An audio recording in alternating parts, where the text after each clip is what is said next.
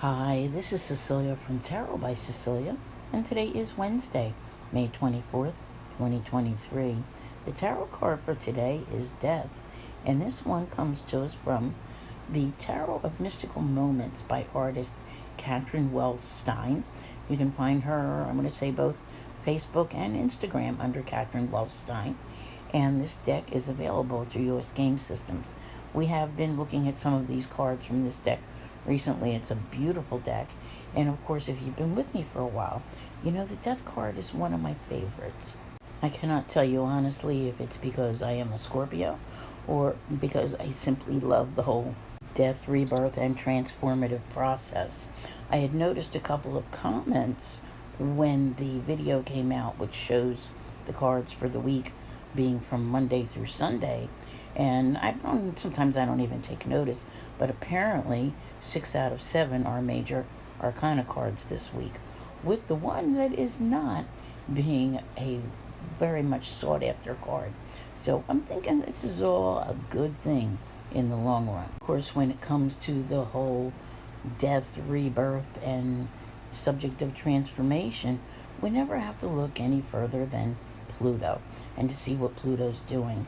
And this is a very big year for Pluto. It's been in Aquarius since March 23rd and is currently retrograde at 0 degrees Aquarius, where it will go back into Capricorn on June 11th. So we've been getting some hits on this 0 degree Aquarius lately, and this really started kicking in last week on the 17th with a rare signature aspect between Jupiter and Pluto, which was then followed by an opposition on the 20th between Mars and Pluto. All this is at the 0 degree mark, people. If you've been feeling it, that death, that rebirth, and trying to find the transformation in your life and the new beginnings, it's everywhere. We do get a little reprieve as we don't have any major aspects with Pluto until June the 5th, when Venus will oppose. However, let's see where we go from here today with the moon. The moon starts off still in Cancer, but it doesn't stay there, and it moves into Leo mid-morning. It's going to make, guess what, an opposition to Pluto. This could be a tough one if you are prone to emotion and mood swings, things of that nature. Pluto is intense and it is extreme. So you can feel on top of the world one minute and not so good the next. The good part is that a transit like this only has an effect really for a couple of hours. So if you can do your best to avoid any relationship situations which could become exacerbated by this aspect, that would be a good idea. Because I think you can get past it. You don't necessarily have to have any fallout. The moon is also going to square Jupiter, which is in Taurus, and this is more of a feel-good aspect. So yes, things can be looking up. I like this one with the exception that you can get into trouble if you're prone to overindulging. The moon will conjunct Mars in Leo mid-afternoon. This is a good time for getting things done. And then early evening, we have a sextile between the sun and the moon. And the sun, of course, is in Gemini at the moment. I'm reminded of a saying that comes to mind. I think it's an old one, betwixt and between. And that's how it feels at the moment, right?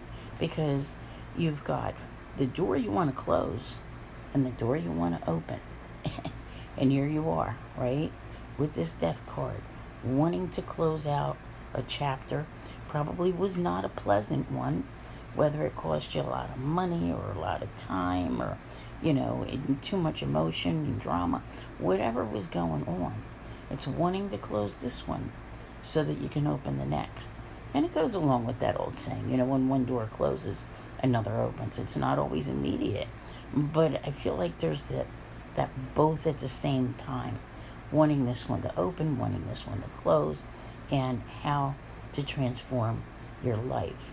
Not everything has been clear enough to come up with concrete answers how to make this happen either. But you do appear to be very much on the verge of something.